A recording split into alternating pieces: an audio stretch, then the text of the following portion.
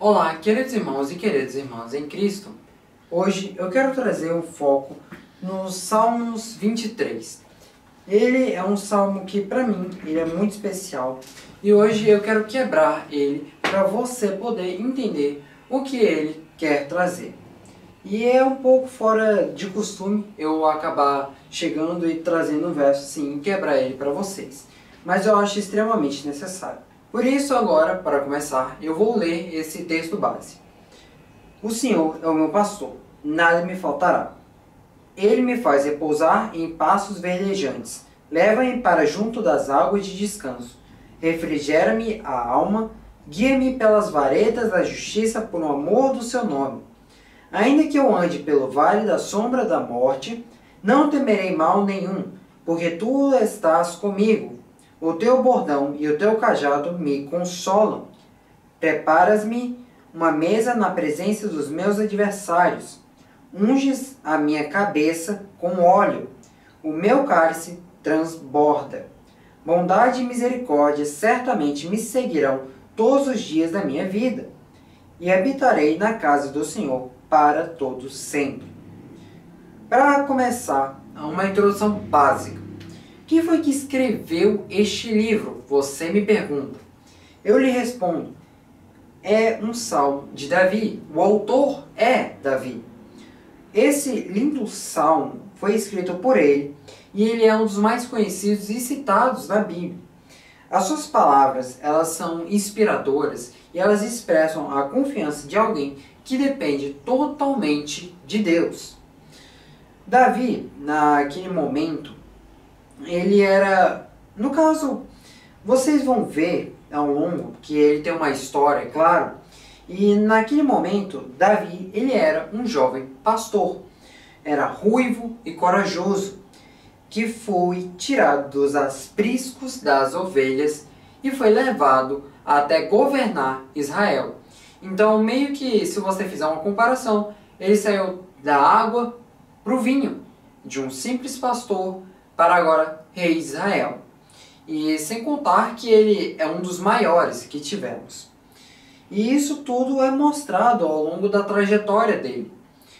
Nesse poema que ele canta, ele mostra quem é o verdadeiro pastor, quem é o verdadeiro rei, quem é que está cuidando de nós, as suas ovelhas. Por isso, a gente não sabe exato quando é que esse poema foi criado por Davi no momento da sua vida.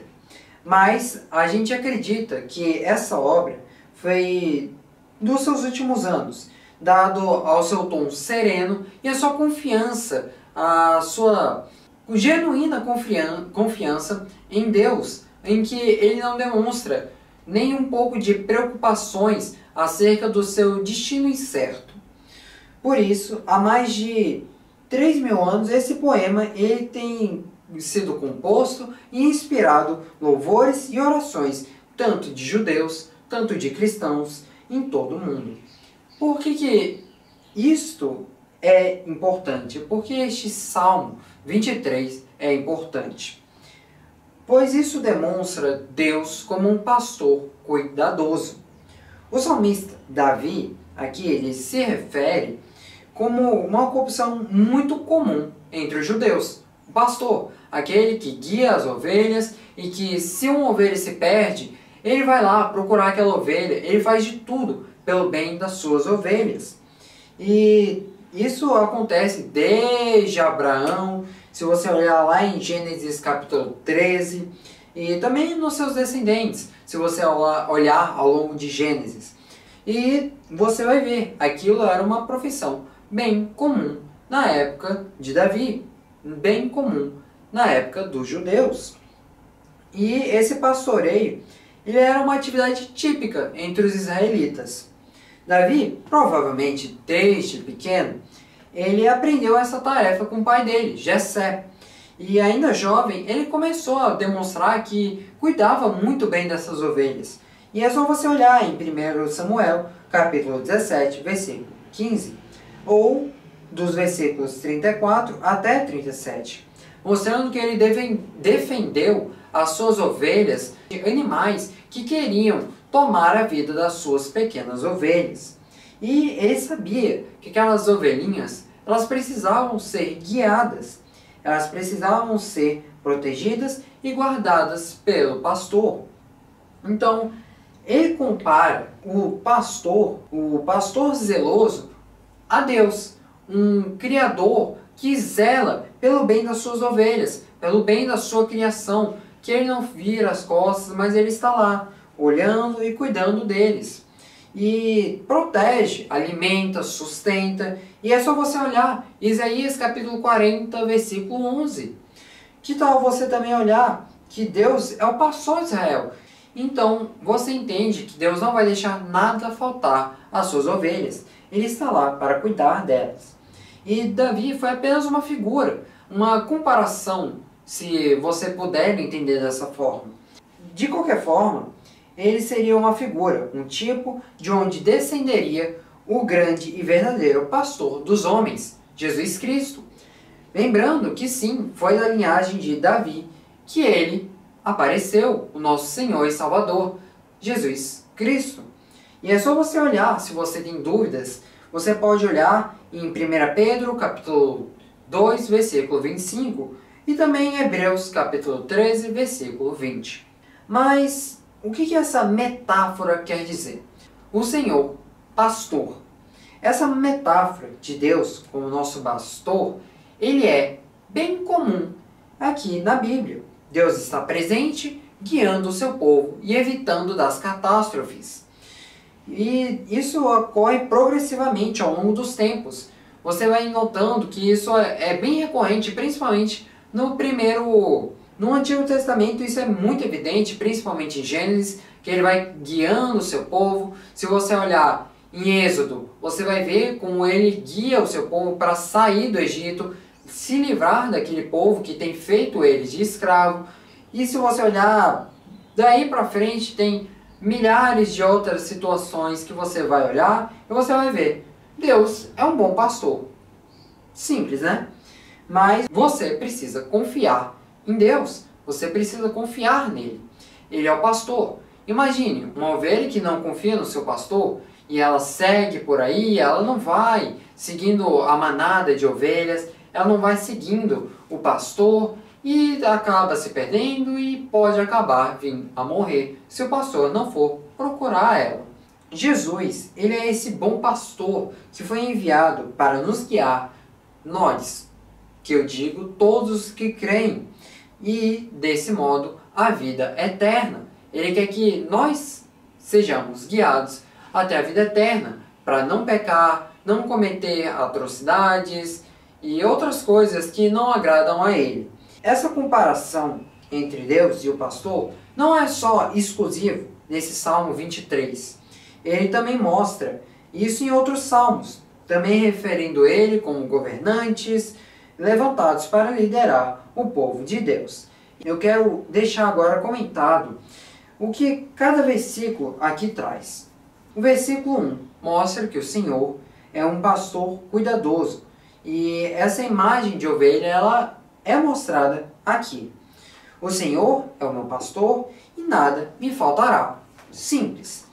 O Senhor, essa figura, ela é atribuída a Deus, o Senhor de todo o bem, o Criador dos céus, da terra e de tudo que nós temos hoje em dia.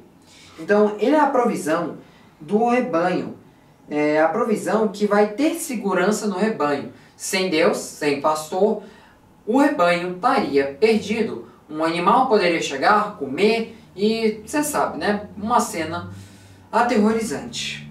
Então, Deus faz o papel de pastor, de guiar e cuidar de nós, a ovelha, a sua igreja, que é essa comparação. Deus, pastor, ovelha, igreja. Desse exato modo, o que nós precisamos entender é que ele é o nosso Senhor e Salvador pessoal, nosso segurança, também como Rei e Guia Supremo. E quando ele fala disso, de meu pastor, ele quer trazer a nossa proximidade com Deus, porque ele não é pastor de outras pessoas.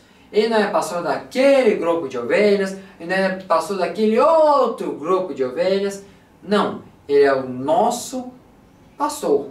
Ele é o nosso segurança. Ele é o pastor desse rebanho. E isso mostra a grandeza da fidelidade de Deus.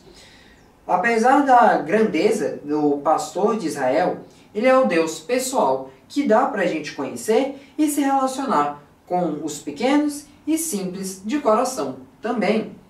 Mesmo um simples pastor ou até um grande líder, ele pode ser pastoreado pelo bom pastor.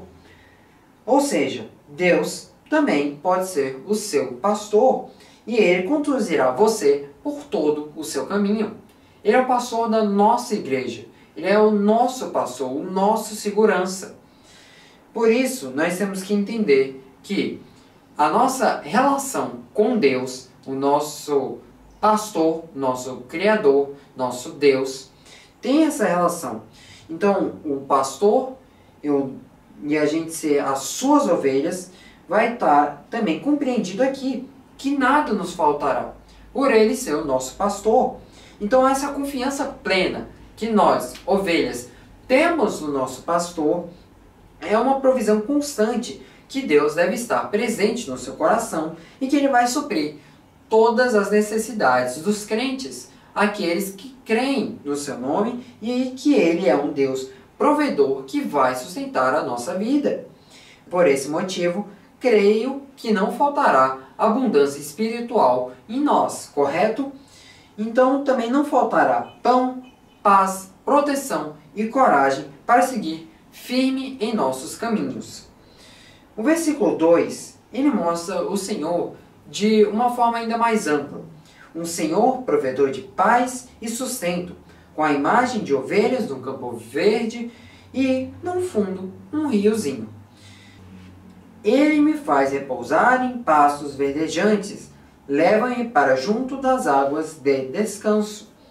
Essas pastagens verdes, elas seriam o quê? Os nossos alimentos, o motivo do nosso sustento, que é um alimento tão nutritivo e saboroso para nós, o rebanho. Davi, enquanto jovem pastor, certamente já havia conduzido as ovelhas para pastos verdejantes, um rio belo ao fundo, para poderem se alimentar e poder ter o seu sustento, ter uma vida boa. Dessa mesma forma, ele atribui a Deus essa felicidade, essa satisfação e paz que ele experimentava na sua vida ao ver as suas ovelhinhas estando seguras.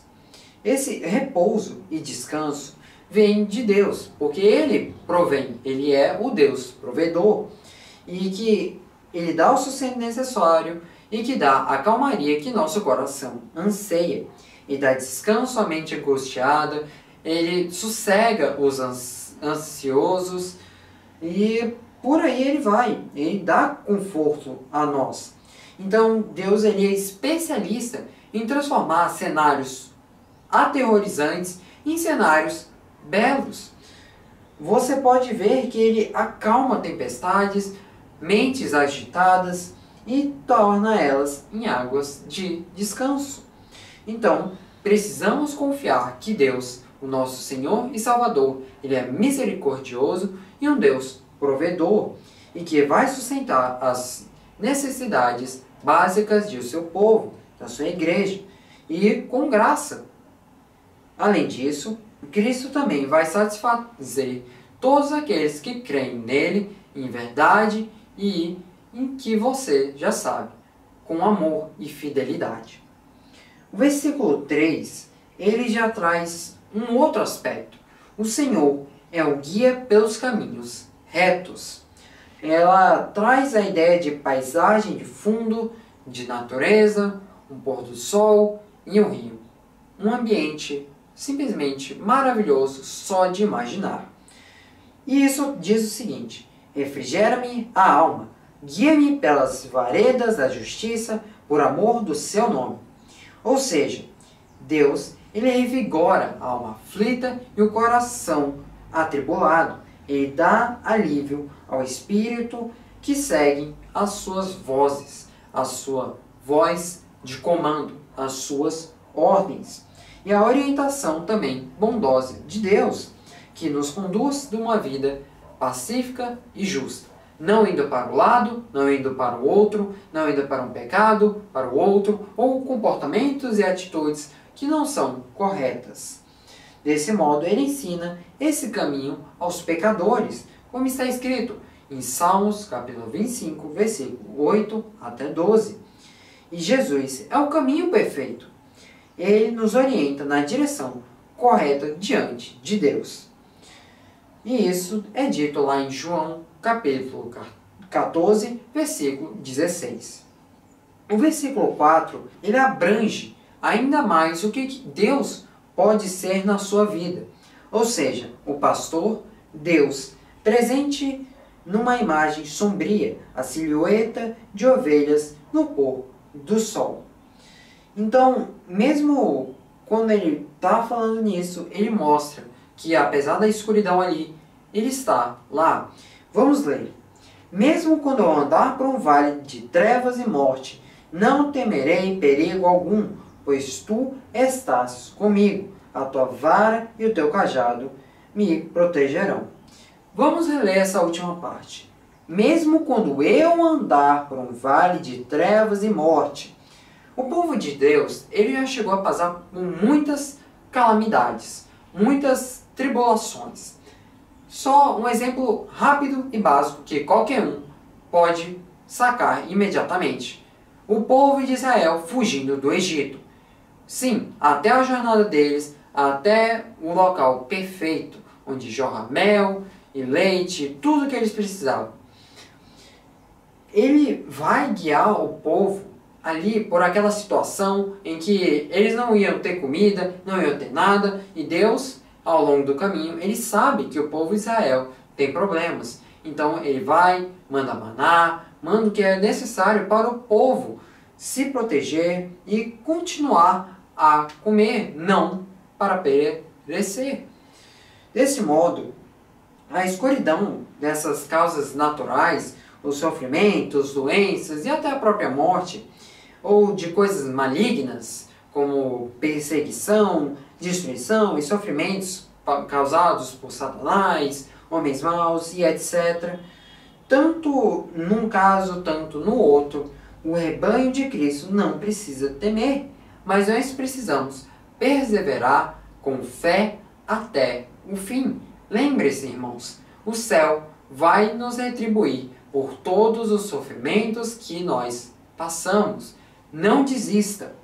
Esse vale sombrio pode ser considerado as inúmeras situações difíceis na sua vida, mas lembre-se, na minha última pregação, eu falei que nós devemos enfrentar isso com ânimo, e é isso que nós precisamos prestar atenção, que nesses momentos terríveis, um homem vai mostrar a sua vulnerabilidade, ele vai mostrar seus defeitos e como ele é frágil, mas, embora estejamos no Vale da Morte, onde a percepção do ser humano é o desastre, é a morte, é o caos, é tudo que é ruim, Deus está lá.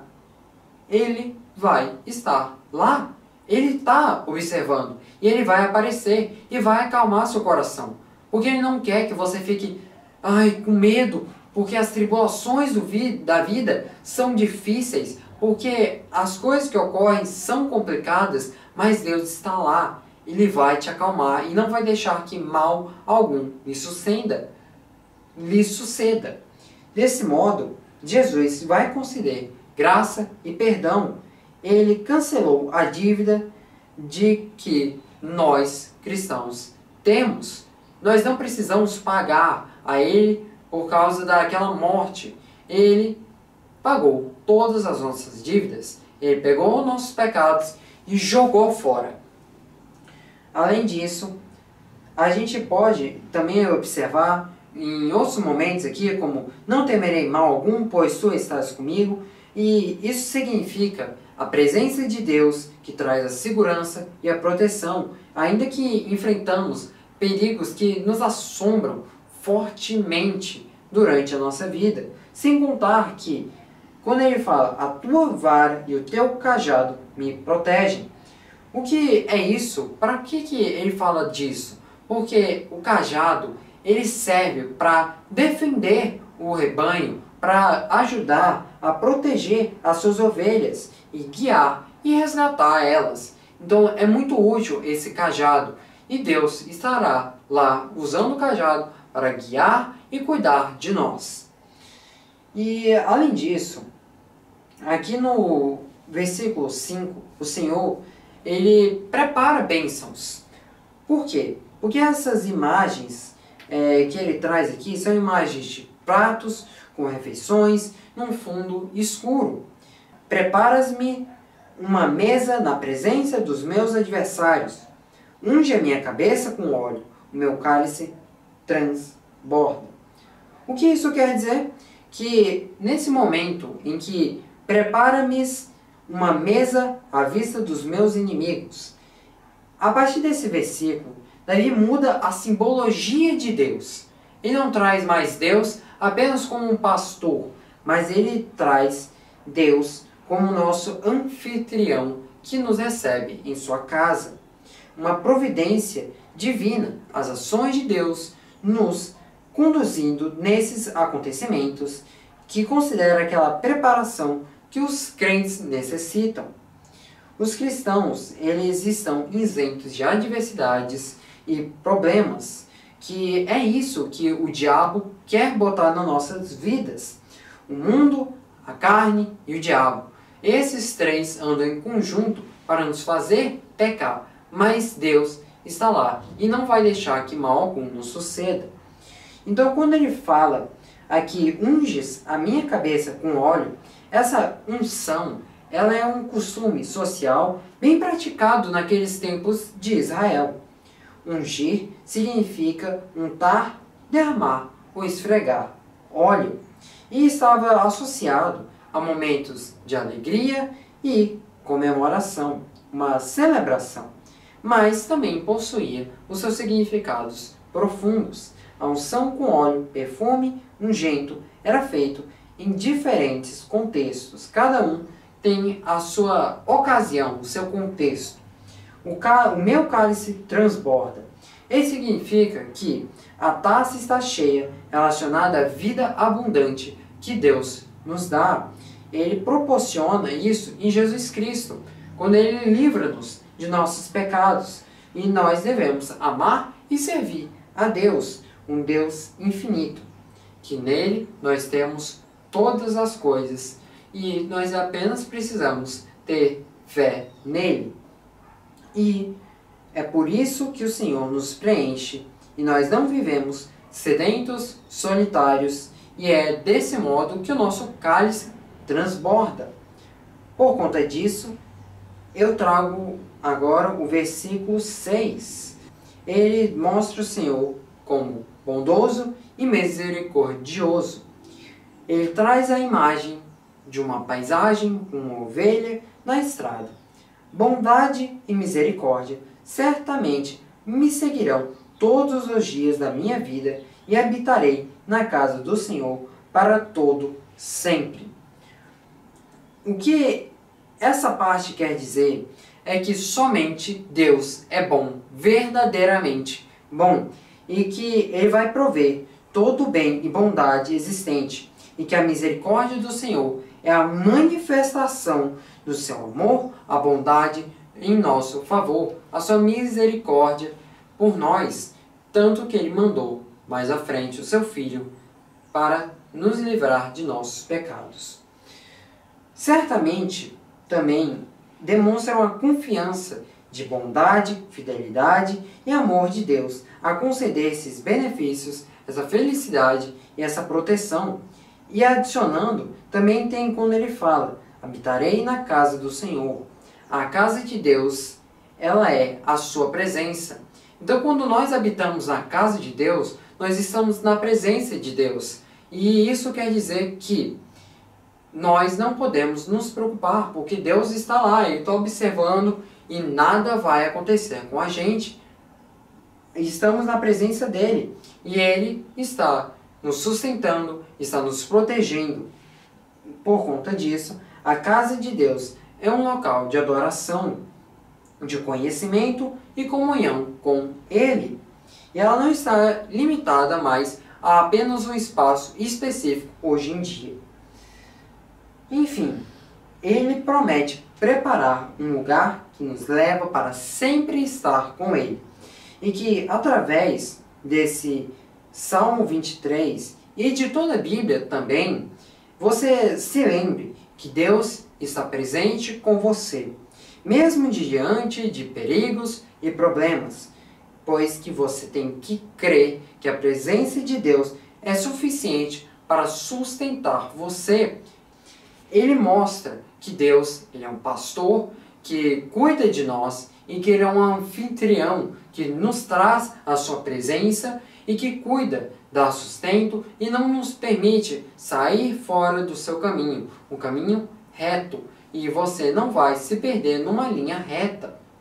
Ele vai guiar e vai te resgatar quando você se perder, e você pode se preocupar na presença dele.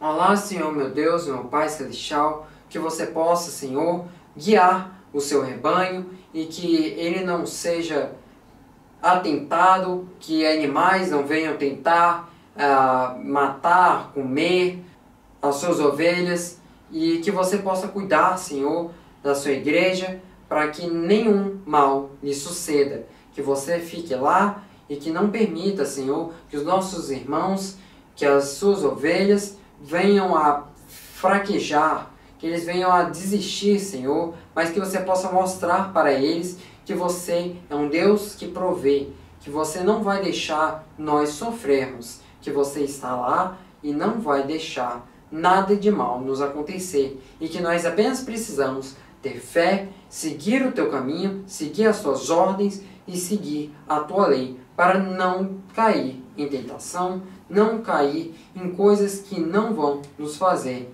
bem. Seja feita a tua vontade, Senhor, e em teu santo nome. Amém.